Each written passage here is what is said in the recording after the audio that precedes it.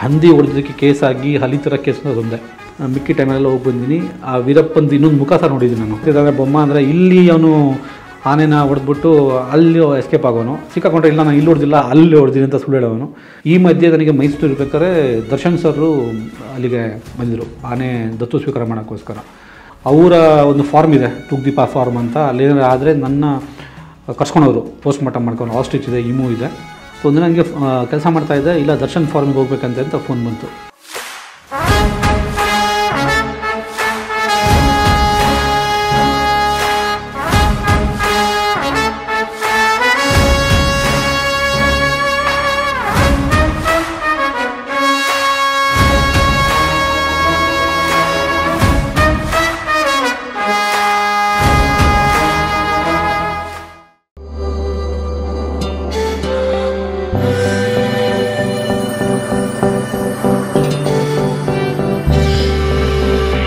So ಅದಾದಮೇಲೆ ಹಾಸನದ ಮೈಸೂರಲ್ಲಿ ತುಂಬ ಚೆನ್ನಾಗಿ ನನಗೆ ಅನುಭವ ಆಯಿತು. ಅದಾದಮೇಲೆ 2000 ಈ ಟೈಮಲ್ಲಿ ದಸರಾ ಆನೆಗೆ ಬರೋಕ್ಕೆ ಶುರುವಾಯಿತು.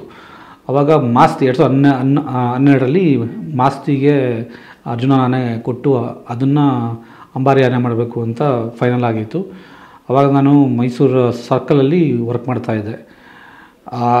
ಅರ್ಜುನ ಏನು ಅಂತ ನಂಗೆ ಗೊತ್ತಾಗಿದೆ, ಆ ಗಾಂಭೀರ್ಯ ಇದು. ಆಮೇಲೆ ಆ ಮಾಸ್ತಿ ಆ ಆನೆನ ಸ್ವಂತ ಮಗಂತರ ನೋಡ್ಕೊತಾ ಇದ್ದ. ಒಂದು ನಿಮಿಷವೂ ಸಹ ಅವ್ನು ಹೊರಗಿದ್ರು ಮನಸ್ಸೆಲ್ಲ ಅಲ್ಲೇ ಇರೋದು. ಸೊ ಆ ಒಂದು ಒಡನಾಟ ನನಗೂ ಅನಿಸಿದ್ದು ಮಾಸ್ತಿ ಮತ್ತು ಆನೆ, ಅರ್ಜುನನ ಆನೆ ಥರ ಯಾವ ಬೇರೆ ಮಾವುತರನ್ನು ಮತ್ತು ಆ ಥರ ನೋಡಿಲ್ಲ ನಾನು. ಆ ಒಂದು ಬಾಂಧವ್ಯ ಇದೆಯಲ್ಲ. ಮಾಸ್ತಿನೂ ಒಂದು ಮಾತಾಡೋರು ನನಗೆ, ಸರ್ ನನ್ನ ಮಗ ಸರ್ ಅಂತ. ಅಲ್ಲ, ಅವರು ಏನಾಗುತ್ತೆ, ಅವರ ಇದರಲ್ಲಿ ನೀವು ದಸರಾ ಬಂದರೆ ನೀವು ಹುಟ್ಟೋ ಮಗುನ ಆನೆ ಮುಂದೆ ಇಡ್ತಾರೆ. ಹುಟ್ಟೋ ಮಗುನ ಅಂದರೆ 1-2 ದಿನ ಇರ್ಬೋದು ಮೋಸ್ಟ್ಲಿ, ಅದು ಗೊತ್ತಿಲ್ಲ. ನನಗೆ ಭಯ ಆಗೋದು, ಏನು ಗುರು ಆನೆಗೆ ಕಾತ್ಬಿಟ್ರೆ ಇಟ್ಬಿಟ್ರೆ ಹೆಂಗೆ ಅಂತ. ಆಮೇಲೆ ಆಶೀರ್ವಾದ ಮಾಡಿಸ್ತಾರೆ ಅವ್ರಿಗೆ. ಅವರು ಆನೆ ಒಟ್ಟಿಗೆ ಬೆಳೀತಾರೆ, ಆನೆ ಅಲ್ಲೇ ಆಟ ಆಡ್ತಾ ಇರ್ತಾರೆ. ಅವು ಎಷ್ಟು ಕ್ಲೀನಾಗಿ ಅದನ್ನ ಇದು ಮಾಡ್ತವೆ ಅಂದರೆ, ಆಮೇಲೆ ಆನೆಗೆ ಕೈಯಿಂದ ಕುಸುರಿಂದ ಮಾಡ್ತಾರೆ, ಅದನ್ನು ಕೊಟ್ಟು ತಿನ್ನಿಸ್ತಾರೆ. ಅವರು ಆನೆನ ಬೇರೆ ಅಂದ್ಕೊಳಲ್ಲ. ಅವರು ಆ ಒಂದು ಇದಿದೆಯಲ್ಲ, ಜನಾಂಗ ಇದೆಯಲ್ಲ, ಆನೆ ಒಟ್ಟಿಗೆ ಬೆಳೆದ್ರಿಂದ, ಹುಟ್ಟದಿಂದ ಬೆಳೆದ್ರಿಂದ. ಸೊ ಸಣ್ಣ ಮಕ್ಕಳು ಸಹ ಆನೆ ಮೇಲೆ ಹೋಗಿ ಕೂರ್ತಾರೆ, ಆಮೇಲೆ ಆನೆ ಒಟ್ಟಿಗೆ ಆಟ ಆಡ್ತಾರೆ. ಆನೆ ಒಟ್ಟಿಗೆ ಅವರು ಒಡನಾಟ ಇರೋದ್ರಿಂದ ಅದು ಒಂದು ಫ್ಯಾಮಿಲಿಯ ಸದಸ್ಯ ಆಗ್ತಾನೆ ಆನೆ. ಬಟ್ ಅರ್ಜುನ ನನಗೆ ಇನ್ನೊಂದು ತುಂಬ ಇಷ್ಟ ಆಗೋದು ಎಂದಕ್ಕೆ ಅಂದರೆ, ಅವನ ರೌಡಿ ಎಲ್ಲ ಒಂದು ಬೇರೆ ಬೇರೆ ಥರ. ಫಸ್ಟಿಗೆ ಒಂದು ಬೇರೆ ಥರನೇ ಇತ್ತು ಇಮೇಜು ಬರಬೇಕಾದ್ರೆ. ಬಟ್ ಮಾಸ್ತಿ ಅದನ್ನು ಪಳಗಿಸಿದ ರೀತಿ, ಅವ್ನು ನೋಡ್ಕೊಂಡು ರೀತಿ ಇದೆಯಲ್ಲ, ಯಾರು ಮುಟ್ಟಕ್ಕೆ ಬಿಡ್ತಿರಲಿಲ್ಲ. ನಾವು ಡಾಕ್ಟ್ರಿಂದ ಹೋಗ್ತಿದ್ವಿ ಹೊತ್ತು ಬೇರೆ ಆನೆ ಯಾರು ಮುಟ್ಟಕ್ಕೆ ಬಿಡ್ತಿರಲಿಲ್ಲ. Masti was very possessive about Arjuna. ನೀವು ದಸರಾಗೆ ಬಂದರೆ ಅವರು ನೋಡಿದ್ರೆ, ದಸರಾ ಬಂದು ಮಾಸ್ತಿ ಒಟ್ಟಿಗೆ ಯಾರ ಮಾಡಿದರೆ ಅವನು ಬಿಡ್ತಾ ಇರಲಿಲ್ಲ ಆನೆ ಮುಟ್ಟಕ್ಕೆ. ಸೊ ನಾವು ಮಾತ್ರ ಟ್ರೀಟ್ಮೆಂಟಿಗಾಗಲಿ ಅಥವಾ ಊಟ ಕೊಡೋಕ್ಕಾಗಲಿ ನಾವು ಹೋಗ್ತಾಯಿದ್ವಿ. ಅದನ್ನು ಕೇಳ್ತೀವಿ, ಮಾಸ್ತಿಗೆ ಏನಪ್ಪ ಹೆಂಗಿದೆ ಈಗ ಅಂತ. ಸೊ ಈ ಮಧ್ಯೆ ಒಂದು ಸರಿ ಸುಮಾರು ಆನೆ ಮೈಸೂರಿಗೆ ಬಂದವು, ಹಿಂಡಾಗಿ ಬಂದವು. ಸೊ ಅವತ್ತು ನಾನು ನಿಜವಾದ ಅರ್ಜುನಂದು ಏನಪ್ಪ ಕೆಪಾಸಿಟಿ ನೋಡಿದ್ದು ಅವತ್ತು ನೋಡಿದ್ದು ನಾವು. ನಾನು ಅರ್ಜುನ ಮೇಲೆ ಇದ್ದೀನಿ, ಗಜೇಂದ್ರ ಇದ್ದಾನೆ, ಶ್ರೀರಾಮ ಇದ್ದಾನೆ, ನಮ್ಮೆಲ್ಲ ಆನೆಗಳಿದ್ದಾವೆ. ಗಜೇಂದ್ರ ಮತ್ತು ಶ್ರೀರಾಮ ನನ್ನ ಕೇಗುಡಿ ಎಲಿಫೆಂಟ್ಸು. ಬಟ್ ಇಷ್ಟೆಲ್ಲ ಆನೆಗಳಿದ್ದಾಗ 13 ಆನೆ ಅಂತ ಕಾಣುತ್ತೆ mostly, if I remember right. ಒಂದು ಪಾಯಿಂಟ್ ಆಫ್ ಟೈಮಲ್ಲಿ 13 ಆನೆ ತಿರ್ಕೊಂಡ್ಬಿಡ್ತು ಈ ನಮ್ಮ ಆನೆಗಳಿಗೆ. ಬೇರೆ ಆನೆಗಳೆಲ್ಲ ಬ್ಯಾಕಪ್ ಆದವು, ಬಟ್ ಅರ್ಜುನ ಯಾವುದೇ ಕಾರಣಕ್ಕೂ ಹಿಂದೆ ಬರಲಿಲ್ಲ. ಸೊ ಅದಕ್ಕೆ ನಾವು ಯಾಕೆ ಅವನು ಕ್ಯಾಪ್ಟನ್ ಅಂತ ಇದ್ವಿ ಅಂದರೆ, ಅವನಿಗೆ ಮುಂದೆ ಇಟ್ಟ ಅಂದರೆ ಹಿಂದೆ ಬರೋ ಚಾನ್ಸೇ ಇರಲಿಲ್ಲ ಆ ಥರ. ಆಮೇಲೆ ಒಂದ್ಸರಿ ನನಗೆ ಚೆನ್ನಾಗಿ ನೆನಪಿದೆ, ಆ ಕಿತ್ತಾಟದಲ್ಲಿ ನನಗೆ ಆಲ್ಮೋಸ್ಟ್ ಆಗ್ಬಿಡ್ತು ನನಗೆ. ಅಂದರೆ ಇಟ್ಕೊಳ್ಳಿ ಸರ್ ಅಂತ. ಅವರು ಫೈಟ್ ಮಾಡ್ತಾವಲ್ಲ 2 ಆನೆಗಳು, ಅವ ನಾವು ಕರೆಕ್ಟಾಗಿ ಇಟ್ಕೊಂಡಿಲ್ಲ ಹಗ್ಗ, ನಾವು ಬಿದ್ದೋಗ್ಬಿಡ್ತೀವಿ. ಆಲ್ಮೋಸ್ಟ್ ಅರ್ಧಕ್ಕಿದ್ದು ಅವನು. ಅದು ಎಷ್ಟು ಚೆನ್ನಾಗಿ ಅದನ್ನು ತೊಂದರೆ ಹೆಂಗೆ ಎತ್ತತ್ತೆ ಅಂದರೆ ಅದು. ಸೊ ನಾವು ಆ ಟೈಮಲ್ಲಿ ಸಾಯ್ಬೇಕಾದ್ರು ನಾವೆಲ್ಲ. ಮೆಜಾರಿಟಿ ಡಾಕ್ಟರ್ಸ್ ಯಾರು ವರ್ಕ್ ಮಾಡಿದರೆ ಒಂದಲ್ಲ ಒಂದು ಇದರಲ್ಲಿ ಅದು ಕಾಪಾಡಿದೆ ಅರ್ಜುನ ಎಲ್ಲರನ್ನೂ. Majority of the doctors work ಮಾಡಿದಾರಲ್ಲ ಅವರೊಟ್ಟಿಗೆ. ಅದು ಟೈಗರ್ ಅಟ್ಯಾಕ್ ಮಾಡಿದಾಗ ಅದ್ರದ್ದು ಸೊಂಡಲ್ಲೇ ಹೆಂಗೆ ಹೊಡಿತದು. ಒಂದು ಸರಿ 2000 ರೀಸೆಂಟ್ಗೆ ಒಂದು 3-4 ಇಯರ್ಸ್ ಬ್ಯಾಕ್ ದಸರಾ ಟೈಮಲ್ಲಿ ಬಂಡೀಪುರಲ್ಲಿ ಒಂದು ಮ್ಯಾನ್ ಈಟಿಂಗ್ ಅಂತದೆ, ಬಟ್ ಮನುಷ್ಯನ ತಿಂದಿರುವಂಥ ಅಟ್ಯಾಕ್ ಮಾಡಿರುವಂಥ ಟೈಗರ್ ಕ್ಯಾಪ್ಚರಲ್ಲಿ ಅದು ನೋಡಿದ್ದೀವಿ. ಆ ಟೈಗರ್ ಅಟ್ಯಾಕ್ ಮಾಡೋಕ್ಕೆ ಬಂದಾಗ ಬರೀ ಸೊಂಡಲ್ಲೇ ಆಟ ಆಡ್ಬಿಡ್ತದು. So Arjuna is like ಇವತ್ತನಿಗೆ sorry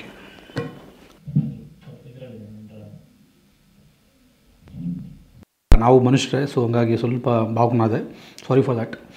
so 2012ರಲ್ಲಿ ನನಗೆ ಒಂದು 50 ದಿನ ಅರ್ಜುನೊಟ್ಟಿಗೆ ಬೆಳಗ್ಗೆ ಸಂಜೆ ನಾವು ವಾಕ್ ಮಾಡ್ತಾರೆ, ಅಂದರೆ ನೀವು ದಸರಾಗೆ ಮುಂಚೆ ಒಂದು 50 ಡೇಸ್ ಮಾಡ್ತಾರೆ. ಸೊ ಹಂಗಾಗಿ ನಾನು ಯಾವತ್ತು ಮಾಸ್ತಿ ಮುಂದೆ ಇರೋನು.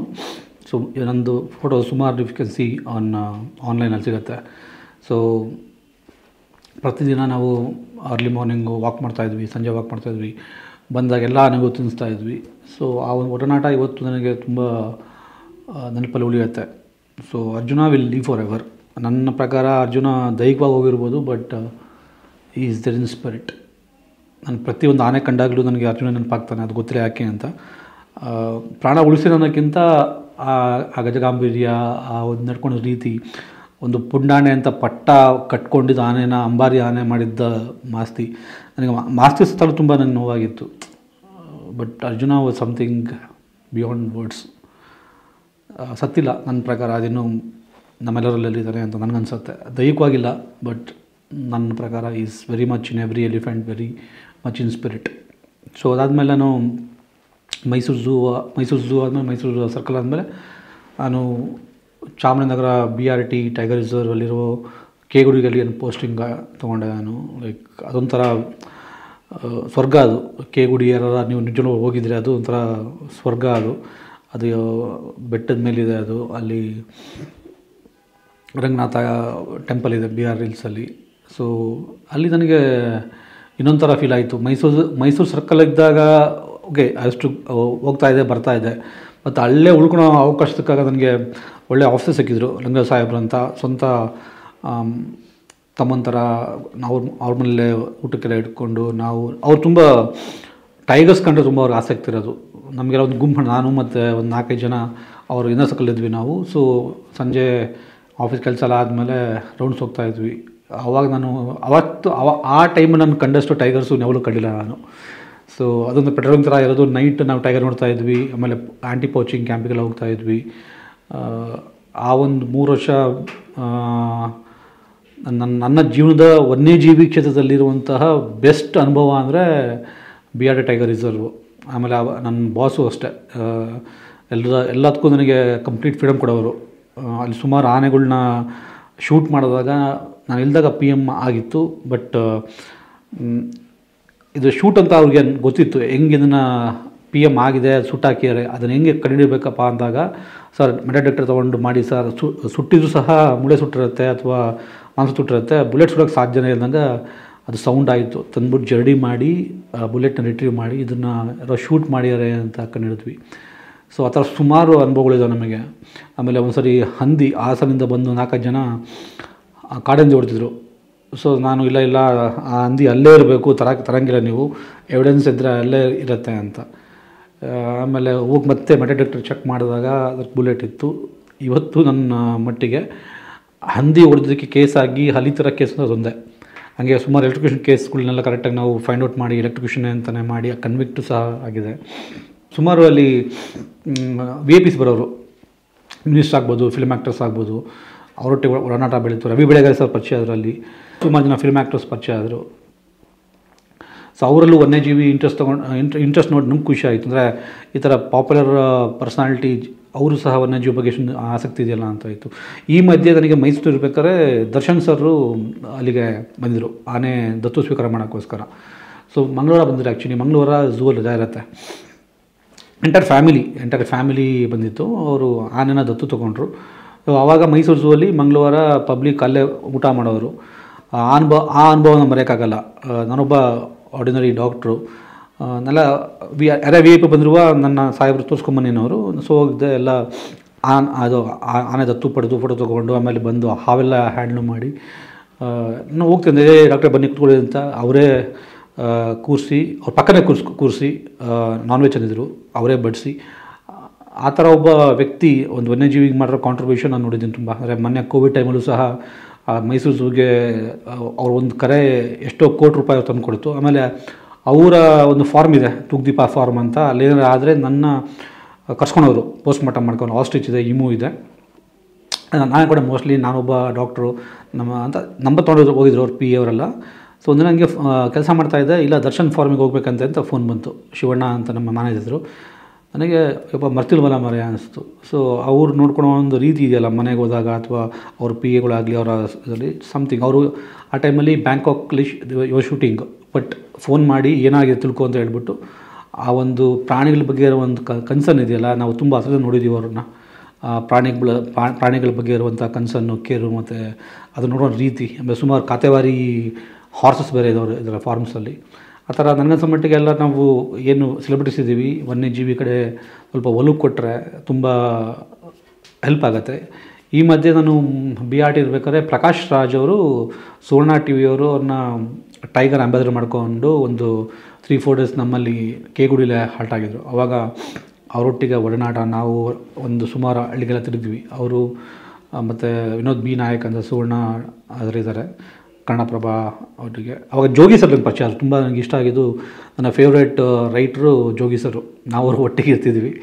ಸೊ ಜೋಗಿ ಸರ್ ನನಗೆ ಅವ್ರು ಪರಿಚಯ ಆದರು. ಬುಕ್ಕು ತುಂಬ ಓದಿದೆ ಅವ್ರ ಬುಕ್ಕು, ಅವ್ರು ಬರೋಕ್ಕೆ ಮುಂಚೆ. ಅವ್ರು ಬಂದಮೇಲೆ, ಅವ್ರ ಪರಿಚಯ ಆದಮೇಲೆ, ಈಗಲೂ ಸಹ ಮೋಸ್ಟ್ಲಿ ಇದು ಇಂಟ್ರೋ ಆದಮೇಲೆ ಒಂದು ಟ್ರೈಲರ್ ರಿಲೀಸಿಗೆ ಅವರು ಬರ್ತಿದ್ದಾರೆ, ಅವರು ಮೀಟ್ ಆಗಬೇಕಾಗಿತ್ತು. ಮೊನ್ನೆ 1 ಜನವರಿಗೆ ಬರಬೇಕಾಗಿತ್ತು, ಯಾಕೋ ಕಾಶ್ಮೀರಲ್ಲಿ ಬಂದಿರಲಿಲ್ಲ. So one of my favourite author.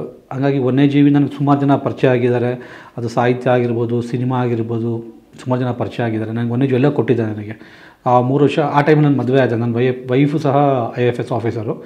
ಅವರು ಸತ್ಯಮಂಗಲ, ಅಂದರೆ BRT ಬಾರ್ಡ್ರ್, ಹಾಸನೂರು ಅಂತ, ಪುಂಜೂರು ನಮ್ಮದು ಲಾಸ್ಟ್ ಬಾರ್ಡ್ರು, ಆ ಕಡೆ ತಮಿಳ್ನಾಡು. ಸೊ ಬೆಳಗ್ಗೆ ನಾನು ತಮಿಳ್ನಾಡಿಂದ ಕರ್ನಾಟಕಕ್ಕೆ ಬಂದುಬಿಟ್ಟು ಸಂಜೆ ಮತ್ತು ನಾನು ತಮಿಳ್ನಾಡಿಗೆ ಹೋಗ್ತಾಯಿದ್ದೆ. ಸೊ ಹಂಗಾಗಿ ನನಗೆ 2 ಸತ್ಯಮಂಗಲ ಟೈಗರ್ ರಿಸರ್ವ್ದು ಮತ್ತು BRT ಟೈಗರ್ ರಿಸರ್ವ್, ಆಮೇಲೆ ಎಂಟೈರ್ ವೀರಪ್ಪಂದು ಏನು ಇದೆ ನನಗೆ ತುಂಬ ಅದರಿಂದ ಏನು ಗೊತ್ತಾಯ್ತು ಅಂದರೆ, ಆ ವೀರಪ್ಪನಿರೋ ಗೋಪಿನಾಥಮ್ ಆಗಲಿ ಅಥವಾ ಕೊಳ್ಳೇಗಾಲ ಆಗಲಿ, ಎಲ್ಲೆಲ್ಲಿ ಈ ಥರ ರಾಮಪುರ ಚೆಕ್ ಪೋಸ್ಟ್ ಆಗಿ ಎಲ್ಲ ಕಡೆ ಹೋಗಿ ಬಂದಿದ್ದೀನಿ. ಅಂದರೆ ನಾನು PM ಮಾಡೋ ಟೈಮಲ್ಲಿ ಮಿಕ್ಕಿ ಟೈಮಲ್ಲೆಲ್ಲ ಹೋಗಿ ಬಂದಿದ್ದೀನಿ. ಆ ವೀರಪ್ಪಂದು ಇನ್ನೊಂದು ಮುಖ ಸಹ ನೋಡಿದ್ದೀನಿ ನಾನು, ಅಂದರೆ ಅವ್ರ ಮೂಲಕ, ಅವ್ರ ಬಾಯಿ ಮೂಲಕ ನಾನು ಕೇಳಿದ್ದೀನಿ. ಆಮೇಲೆ ನಾನಿದ್ದಿದ್ದು ಸತ್ಯಮಂಗಲದಲ್ಲಿ ವೀರಪ್ಪನ STFದು ಒಂದು ಇದು ಬೇರೆ ಇತ್ತಲ್ಲಿ. ನನ್ನ ವೈಫು ಅಲ್ಲಿ ವರ್ಕ್ ಮಾಡೋದ್ರಿಂದ ನಾನು ಎಲ್ಲ ವೀರಪ್ಪನ ಎಲ್ಲೆಲ್ಲಿ ತಿರುಗಿರ್ಬೋದು, ಎಲ್ಲ ಫಾರೆಸ್ಟ್ ಅವರ ಬಾಯಿಯಲ್ಲಿ ಕೇಳಿದ್ದನ್ನು ಸ್ಥಳಕ್ಕೆಲ್ಲ ಹೋಗಿ ಬಂದಿದ್ದೀನಿ. ಆಮೇಲೆ ಆ ಕಾರ್ಯಾಚರಣೆಯಲ್ಲಿ ಮಾಡಿರುವಂಥ ಪ್ರತಿಯೊಬ್ಬರು ನಂಗೆ ಮಾಹಿತಿ ಅವ್ರ ಬಾಯಿಂದ ಕೇಳಬೇಕು. ಒಂದು ಒಪ್ಕೊತೀನಿ, ಇಟ್ ವುಡ್ ಬಿ ಎಕ್ಸಾಗ್ರೇಟೆಡ್, ಬಟ್ ಕತೆ ಕಡೆ ಚೆನ್ನಾಗಿರುತ್ತೆ ಅವ್ರದ್ದು. ವೀರಪ್ಪನ ಅಂದ್ರೆ ದಂತಕಥೆ ಅಂತಾರಲ್ಲ. ಸೊ ಆಮೇಲೆ ಅವ್ರದ್ದು ಒಂದು ಒಳ್ಳೆ ಬುಕ್ಕು ಇದೆ, ನಮ್ಮ Krupakar Senani sir, one of my mentors. ಅವರು ಬರ್ತಿರುವಂತಹ ಬರ್ಡ್ಸ್ ಬೀಸ್ಟ್ ಅಂತ ಒಂದು ಒಳ್ಳೆ ಪುಸ್ತಕ ಇದೆ. 14 ದಿನ ಅವರು ವೀರಪ್ಪನೊಟ್ಟಿಗೆ ಸಮಯ ಕಳೆದಿದ್ದಾರೆ. ಅವರೊಟ್ಟಿಗೆ ಒಂದು we had interaction with him.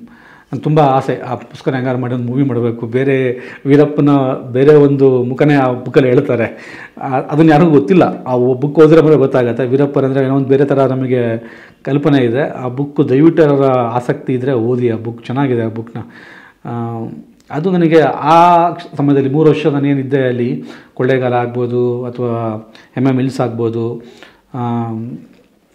ಅಲ್ಲಿ ಫಾಲ್ಸ್ ಇದೆ, ಹೊಗೇನಕಲ್ ಫಾಲ್ಸ್ ಇದೆ, ಅಲ್ಲಿ ಹೋಗ್ಬಿಟ್ಟು ಮಸಾಜ್ ತೊಗೊತಾ ಇದ್ವಿ ನಾವು. PM ಆದರೆ ಒಂದು 20 ಕಿಲೋಮೀಟರ್ ನಡಿಬೇಕು, ಅಲ್ಲಿ ಕ್ವಾರಿ ಇದೆ. ಸಿಕ್ಕಾಬಟ್ಟೆ ಸುಸ್ತಾಗೋದು ನಮಗೆ ಅಟ್ಲೀಸ್ಟ್ RFS ಮುಂಚೆ ಹೇಳ್ತಿರಲಿಲ್ಲ ನಮಗೆ, ಸರ್ 2 ಕಿಲೋಮೀಟ್ರ್ ಅಂತ 20 ಕಿಲೋಮೀಟ್ರ್ ವಾಕ್ ಮಾಡ್ತಾರೆ ನಮಗೆ. ಸುಸ್ತಾದಾಗ ನೆಕ್ಸ್ಟ್ ದಿನ ಅಲ್ಲಿ ಹೊಗೇನಕಲ್ಲಲ್ಲಿ ತುಂಬ ಚೆನ್ನಾಗಿ ಮಸಾಜ್ ಮಾಡ್ತಾರೆ, ಆ ಬಂಡೆ ಮಧ್ಯ ಇದರೆಲ್ಲ ಮಾಡ್ತಾರೆ, ಒಳ್ಳೆ ಊಟ ಸಿಗತ್ತೆ ಅಲ್ಲಿ. ಸೊ ಅಲ್ಲಿನ ಇದೇ ಬೇರೆ, ಅಲ್ಲಿನ ಜನಗಳೇ ಬೇರೆ. ವೀರಪ್ಪನ ಒಟ್ಟಿಗೆ ಇದ್ದವ್ರ ಒಟ್ಟಿಗೆ ನಾನು ಮಾತಾಡಿದ್ದೀನಿ. ಬೊಮ್ಮ ಅಂತ ಒಬ್ಬ ಸರೆಂಡರ್ ಆದ, ನಮ್ಮ ವೈಫ್ ಸರೆಂಡರ್ ಮಾಡಿಸಿ ಅವ್ನ ಕೆಲಸ ಸಹ ಕೊಟ್ಟರು, ಕೆಲಸ ಮಾಡುವಂಥ. ನಮಗೆ ಆಶ್ಚರ್ಯ ಆಯಿತು, ಒಬ್ಬ ವೀರಪ್ಪನೊಟ್ಟಿಗಿದ್ದ ವ್ಯಕ್ತಿಗೆ ನೀನು ಕೆಲಸ ಕೊಡ್ತೀನಿ ಅಂತ ಕೇಳಿದಾಗ, ಇಲ್ಲ ಇಂಥವ್ರನ್ನ ನಾವು ಪರಿವರ್ತನೆ ಮಾಡಬೇಕು. ಅವನೇನು ಮಾಡ್ತಿದ್ದಾನೆ, ಬೊಮ್ಮ ಅಂದರೆ ಇಲ್ಲಿ ಅವನು ಆನೆನ ಹೊಡೆದ್ಬಿಟ್ಟು ಅಲ್ಲಿ ಎಸ್ಕೇಪ್ ಆಗೋನು, ಸಿಕ್ಕಾಕೊಂಡ್ರೆ ಇಲ್ಲ ನಾನು ಇಲ್ಲಿ ಹೊಡೆದಿಲ್ಲ ಅಲ್ಲಿ ಹೊಡೆದಿನಿ ಅಂತ ಸುಳ್ಳು ಹೇಳೋನು. ಸೊ ಹಿಂಗೆ ಆಯಿತು. ಇದು ಎಷ್ಟು ದಿನ ಆಗುತ್ತೆ ಅಂತ ನನ್ನ ವೈಫ್ ಕನ್ವಿನ್ಸ್ ಮಾಡಿ, ಎಷ್ಟು ದಿನ ಅಂತ ಹಿಂಗೆ ಓಡಾಡ್ತಾ ಇರ್ತೀಯ, ನಿಮಗೊಂದು ಜೀವನ ಇರುತ್ತೆ. ಅವ್ನಿಗೇನು ಕೋರ್ಟ್ ಆ ಟೈಮಲ್ಲಿ ಕೋರ್ಟಿಗೆ ಕಲಿಸ್ಕೊಟ್ಬಿಟ್ಟು ಅವನು ಒಂದು ಲೆವೆಲಿಗೆ ಮನಸ್ಸು ಪರಿವರ್ತನೆ ಆಗಿ ಅವನೊಂದು ಬಿಟ್ಟ ಅಂತ ನಾನು ಕೇಳ್ಪಟ್ಟೆ. ಯಾಕೆ ನಾನು ಬಂದುಬಿಟ್ಟೆ 3 ವರ್ಷ 4 ವರ್ಷ ಆದ್ಮೇಲೆ ಬಂದುಬಿಟ್ಟೆ ನಾನು. ಸೊ ಕೇಳ್ಪಟ್ಟೆ ನಾನು. ಸೊ ಅಲ್ಲಿನ ಸೋಲಿಗ ಟ್ರೈಬ್ ಒಟ್ಟಿಗೆ ಮಿಕ್ಸ್ ಮಾಡಿ ಮಿಂಗಲ್ ಆಗಿದೆ. ಅವರಿಂದ ಹೆಂಗೆ ಒಂದು ಟೈಗರ್ನ ಹೆಂಗೆ ಟ್ರ್ಯಾಕ್ ಮಾಡಬೇಕು ಅಂತ ಕಲ್ತಿದ್ದೀನಿ.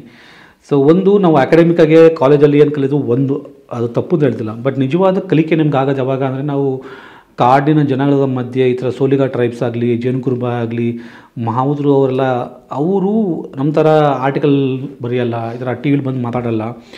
ನಿಜವಾಗ್ಲೂ ವನ್ಯಜೀವಿ ಅಂತ ತುಂಬ ಚೆನ್ನಾಗಿ ತಿಳ್ಕೊಂಡ್ರು ಅಂದರೆ ಯಾರಪ್ಪ ಅಂದರೆ ಅವ್ರು ಫಾರೆಸ್ಟಲ್ಲಿರುವಂಥ ಫೀಲ್ಡ್ ಸ್ಟಾಫ್ಗಳು ಮತ್ತು ಈ ಥರ ಮಾವುತರು ಕಾವಡು ಅವ್ರು ಬರಬೇಕು. ಈ ಥರ ನಮ್ಮನ್ನು ಇಂಟ್ರೂ ಮಾಡೋ ಬದಲು ನಾನು ಇವತ್ತು ಏನೇ ಹೇಳಿದ್ರು 1% ಆಗಲ್ಲ. ಅವರು ನಾವಂತೀವಲ್ಲ ಮೊನ್ನೆ ಹೇಳ್ತಾ ಇದ್ದಾರೆ, ನಾವು 1% ನಾವು ತಿಳ್ಕೊಂಡಿಲ್ಲ ವನ್ಯಜೀವಿ ಬಗ್ಗೆ. ಮಾಸ್ತಲ್ಲಿ ಇದ್ದಂತಹ ಇದೆಯಲ್ಲ ಆನೆ ಬಗ್ಗೆ ಇದೆಯಲ್ಲ, ಅದು ನಾನು ಯಾವುದೇ ಬುಕ್ಸಲ್ಲೂ ಬರ್ಕೊಡೋಕ್ಕಾಗಲ್ಲ. ಯಾಕಂದ್ರೆ ದಿನ ನೀವು ಬೆಳಗ್ಗೆ ಎದ್ದ ತಕ್ಷಣ ಮುಖ ನೋಡ್ತೀರಾ, ಆದರೂ ಬಿಹೇವಿಯರ್ ಸ್ಟಡಿ ಮಾಡ್ತೀರಾ. ಆ ಥರ ನಾವು ಮಾಡೋಕ್ಕಾಗಲ್ಲ. ನಮ್ಗೆ ಅಷ್ಟೊಂದು ಟೈಮು ಇರೋಕ್ಕಾಗಲ್ಲ. ಒಬ್ಬ ಡಾಕ್ಟ್ರಿಗೆ ಏನಾಗುತ್ತೆ ಅಷ್ಟೊಂದು ಟೈಮ್ ಇರೋಕ್ಕಾಗಲ್ಲ. ಬಟ್ ನನಗೆ ಒಂದು ಖುಷಿ ಏನಪ್ಪ ಅಂದರೆ BRT ಇರಬೇಕಾದ್ರೆ ಕೇವಲಿ ಅಟ್ಲೀಸ್ಟ್ ಆನೆ ಹೆಂಗೆ ರೈಡ್ ಮಾಡಬೇಕು ಕಲಿತೆ ನಾನು. ಪ್ರಾಬ್ಲಿ ನನಗೆ ಖುಷಿ ಅನಿಸುತ್ತೆ. ಕರ್ನಾಟಕದಂತ ಅಲ್ಲ, ಇಂಡಿಯಾದಲ್ಲಿ ಒಬ್ಬ ಡಾಕ್ಟ್ರು ಆನೆನ ಓಡ್ಸೋಕೆ ಬರೋದಂದರೆ ನಾನು ವೆರಿ ಪ್ರೌಡ್ ಆಫ್ ಇಟ್.